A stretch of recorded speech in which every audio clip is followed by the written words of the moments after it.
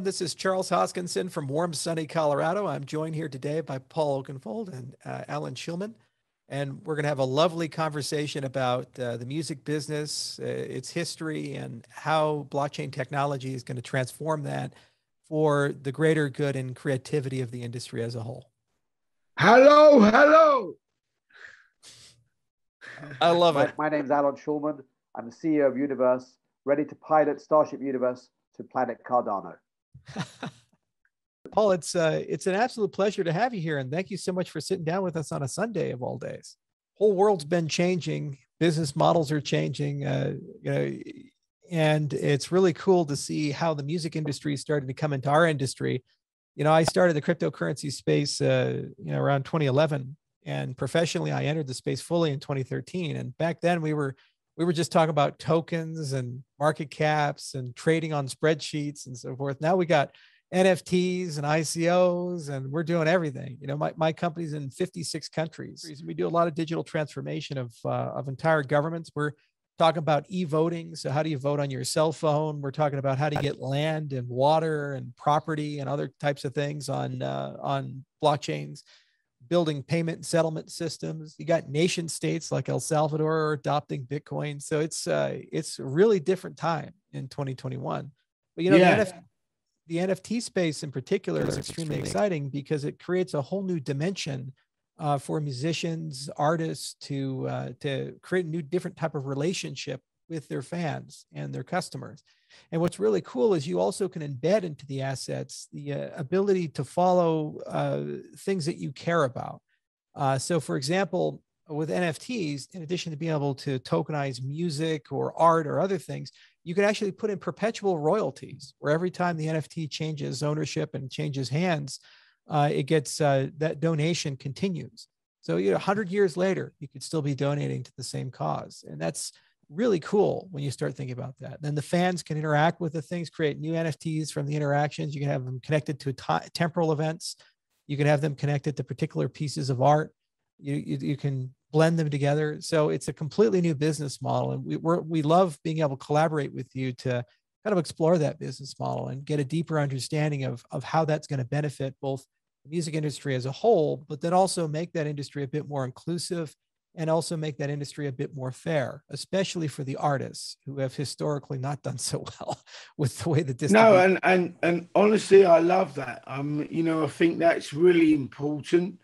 What you're doing, and for us, it's for me especially, it's really interesting. Look, I'm learning. I don't know everything about it. I want to listen to you, hear what you're saying, and most importantly, I think for all of us, you're a pioneer. You know, as I am in music, and a lot of my colleagues, you're doing great things. So that's what we're all about. Right. So, you've been in the music business since I guess in the 80s. And so as you've watched the industry change, with the advent of the internet and digital music distribution and so forth, what are some of the frustrations that you've had, in today's music business versus when you started in the music industry in the 80s? I think the biggest thing now is more artists getting paid. I think that's the frustration, from a lot of people. And so how are they paid these days versus the old days? Well, they're not getting paid enough money. I mean, everyone knows that. And that's, right. That's the problem. Yeah. I mean, it's very simple just to say that, this is why we're so keen on Starship Universe landing with you, because of your similar shared values. I mean, Exactly. we're literally ready to come and beam down, and that is that so in the last year, it's been a very unusual world.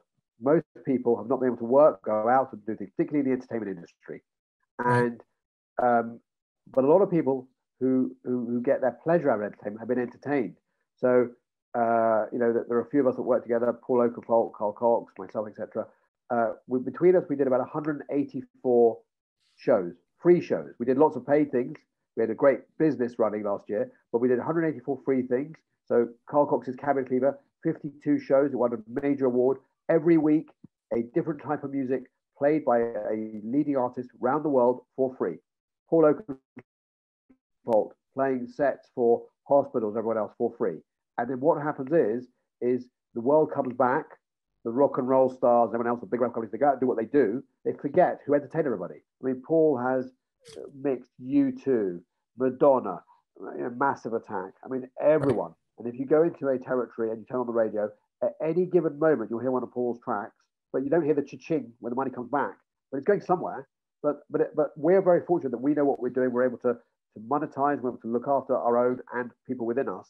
But the industry should be doing that. The industry as a whole. I mean, we've got a huge industry, which is not just about music. It's clothes, it's fashion, it's food, it's restaurants, it's education, it's scholarships, it's equipment.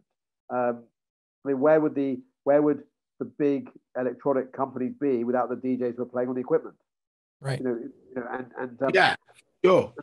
So in the NFT space, there's been a lot of people trying to jump on dance music because these dance music guys have millions and millions of followers. I mean, Paul, millions. You've got, Paul's radio show, 23 million people tune in, and they expect it all for free. I mean, so what we've been trying to do is find the platform that understood our values about how inclusivity is not just the big names, it's all the names. How it allows a fan who maybe his outlet in his life is his love of music to take the music of his idols, mix it together and create his own version and be able to share that as well with our blessing, because we're all the situation with this whole blockchain, from what we understand, is you're then able to track what's going on and be able to share with everyone. So in the same way that I mean, Paul created the whole acid house movement in the UK. I mean, I don't say that lightly because I'm a historian who studied all this, written all about it. And there were only 80 people. They didn't keep it a secret. They shared it. Then Paul went and sort of created this whole trance movement.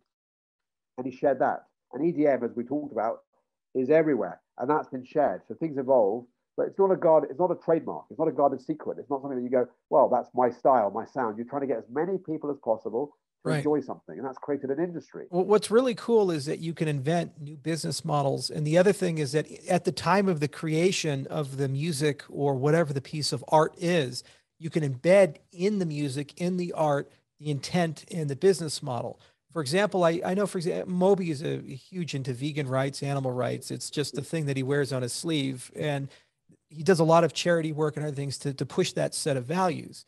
So let's say that he creates a new album. And one of the things that he could do is say, okay, every time this is purchased, it guarantees a 10% donation to PETA or to some other organization that fits with his values. Or, YouTube, they're very famous for their work in Africa. And you can embed those types of values into it. The other thing is that it actually establishes derivative use of the music. And we see this a lot in the industry. Like I remember, The Verb got sued by the Rolling Stones for Bittersweet Symphony or something like that. That was a case back in the day. And it's like, well, who owns what, where, and this, so forth. A blockchain is a perfect structure for ordering when it was created, who owns it, and how it's changed hands through.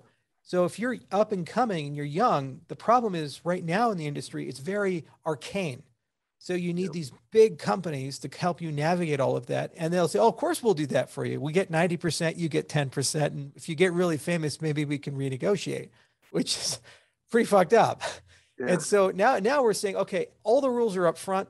All the logic's up front. If you want to use this, 5% royalty or whatever, but you can use it and you don't ever have to talk to anybody.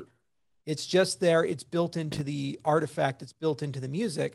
And then the other thing is micro tipping. So this is real great for live stream. We see this a lot in the YouTube world where I'm live streaming or other person live streaming in real time. People can tip and, donate money or give money to you to ask a question or something.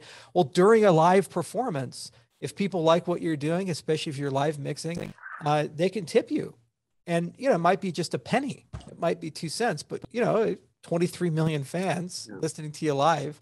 That adds up very, very quickly. So it creates very different money models that can exist. And basically, we think this is going to revolutionize the entire music business in one way or the other and make it a lot more fair and egalitarian and get rid of those middlemen who aren't creative. They don't produce anything, but they use the law or they use business structures to kind of drain all of the value out of the artist and treat them like a fungible commodity. We did a couple of sets to raise funds during the pandemic, and that would have been a really useful tool. How do you think we could use this kind of platform to help generate funds, ongoing funds for the various causes we believe in, on the basis that then allows the people who are purchasing this NFT and therefore giving funds, maybe subconsciously, to then learn more about these various causes. So I mean, how important do you think it is that we can give back through this new technology? As an artist, I think it's wonderful because, as Charles said, the artist is getting paid directly, and that's really important. And what I was just going to add to that is the transparency of payments. And one of my biggest problems with charities, because we do so much work in Africa and other places, there's always a question of transparency, auditability, and rule of law. And so we're real keen and interested of, okay, how do we know when you say money is being donated that the donation's actually going to happen and those funds are going to how do we know, Charles? How do we know? And so how we know is that at the time of the sale, the donation's automatically made to a public account that belongs to that entity. And that's all transparent. So you actually can follow the funds. And you don't have to believe the artist or me or some third party. You can actually verify it yourself. And so let's say the Red Cross has a public account, an address, a payment address on the system. And you say 10% is being donated there. At the point of sale, you see that transaction with that 10% flowing to the Red Cross address. And that's revolutionary. It's really remarkable. You get end-to-end transparency, whether you're a Fortune 500 company, all the way down to the individual. And no one can roll back history. No one can change those timestamps and so forth. The other thing is price discovery. One of my biggest problems is, if I ever sell something, did I sell it at the right price? Or did I undervalue it? Did I overvalue it? How do I make sure that I'm actually charging an appropriate amount for the asset that I'm selling? Well, these systems, because they're open and they're global, you can do all kinds of new market mechanics, like auctions, for example. Just a trivial example, this lobster on my microphone, this little stuffed lobster, we've been playing around with this thing for about a month and a half now, and my community is trying to come up with a name for it as an NFT. There's a very good possibility that this stuffed lobster could end up selling for over $1 million in this ecosystem. We have no idea. Yeah, it'll be an NFT, and it's going to be a crazy thing. But NFTs are right now selling for millions to tens of millions. It's pretty crazy. And so how will we get to that price? We could just put it up for $1 million. Or we could start an auction, start at a low price, high participation. You wake up and suddenly the thing sells for a lot of money. I've sold tweets where we started the bidding at $1 and they sold for $30,000 for a tweet on Twitter. So this is the kind of structure that's very exciting, is that you get transparency of the movement of value. You can verify that the people who are supposed to be paid have been paid. They're paid at the point of purchase. It doesn't go through middlemen and you have to wait for that royalty check to come in. And then also you can have price discovery through alternative mechanisms, either through auction systems or alternative ways where people have a bid offer, these types of things. And we're really excited to see how we can collaborate with artists like yourselves to figure out how to get those types of models in. The other thing is you can pre-sell music.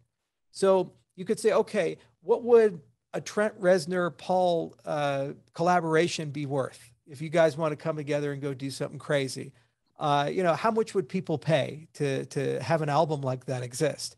And you actually can collectively crowdfund the existence of that music before you even create it. And it's like a threshold system. Say, we'll only do it if it gets over this amount. So you're not committed to it unless the money's there, and the money's in escrow, so you know it's there. And you've already pre-sorted the intellectual property, all these other things. You don't need a record label for it. These are the kinds of business models that we're really. What's interesting on that front is that most people who make music at our level, we don't really do it for the money. The money is a great bonus and it allows us to do what we want to do. But the thought of crowdfunding something and going, if we don't make enough money, we won't do it. It's almost like you do it and then you kind of see where it goes, because every studio is packed full of music that doesn't see the light of day. And suddenly you go, hang on a minute, that bit of music, that'd be great for that soundtrack. I mean, Paul does soundtracks for movies. So you go, that'd be useful here, or that could be useful here. And what your platform gives us is the ability to look at it and go, if we want to go this route, this is how we're going to do it. If we want to go that route, this is how we're going to do it. And the worries that we have, for example, as you mentioned with the charity, which is particularly interesting, about where's the money going, and you sort of see, some footage of a distressed nation, and the head of fundraising is wearing a big gold Rolex. And you think, oh, is that where my money's going?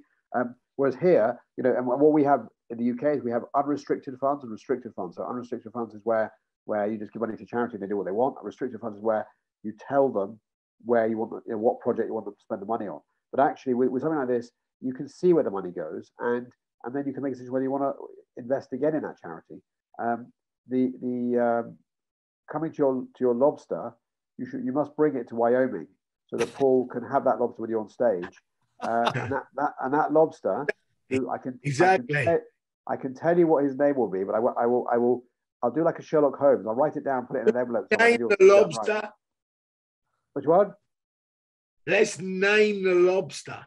Well, let's create the competition. Let's create the competition to name the lobster and write the track about it. That's what we need to do. But that lobster needs to go with you everywhere you go. Meet all these world leaders. Meet all these influential people. And at that point, the lobster has his moment, looking good. And that's what happens after half an hour with Paul Oakenfold. Heaven help you in Wyoming. So, I like it. It's that kind of conversation. I mean, look, for me, to be totally honest, I've been traveling. I'm tired. It's Sunday, but we've made the effort because we believe in what you're doing, Charles. Right? We really do. And I'm learning about it. Alon knows more about it than me. I want to listen. I want to learn. And that is what is important for me. Can I talk? Of course I can. I can talk for forever. But the most important thing is to understand what you're doing and be a part of it because we believe in it. Well, there's a big stunned silence. That makes sense because actually, when we were talking to Josh the other day, and he started talking about inclusivity, started talking about carbon neutral. These are all things that are on our bucket list, and it's very unusual to be in a situation where you're talking to, potential financial-based organization where the finance doesn't even come into the equation here. We're talking about things that matter to us. We know that the technology works. We know your history. We know what you're trying to achieve. So what we normally feel is most people are always trying to get involved with dance music for the wrong reason. They think there's lots of numbers, which there are. We're all independent, which is very unusual. Obviously, we work with big record companies, we work with organizations, but we're independent. We make our own choices. And there's a 3 or 4 of us that are very close knit friends. It's like United Artists with Charlie Chaplin back in the day, as I always say. We do it ourselves. We make those decisions. But the having some shared values as a starting point is great because then it's not just about how many numbers we've got and what we can achieve. It's about somebody actually going, well, actually, I like what you guys do. We've had enough toe in the water moments now with the NFT space, some very good stuff, to realize what we want to do. And this is where Starship University, we're planning to dock, on Cardano and to come in and really put our faces forward now and go, let's bring the whole infrastructure, our whole world into your world. And Paul and I were talking, we said, Universe, it's a trademark, it's been going all this time, it's a brand. And you said, what Starship University needs to land on it seemed like a good place to land. Right. And meeting Charles, meeting you, is a real joy actually, because you're saying, I think, real stuff that we've heard from Joshua, but it's really good to hear you reinforcing that the values you've got. And I think the lobster's got a lot to be thankful. We're thankful to this lobster. It definitely broke the ice. Although obviously red lobsters are cooked lobsters, which means that's a dead lobster. Because lobsters are not red. It'll be a zombie lobster. It's the name of the next album. Yeah, maybe. Yeah, exactly.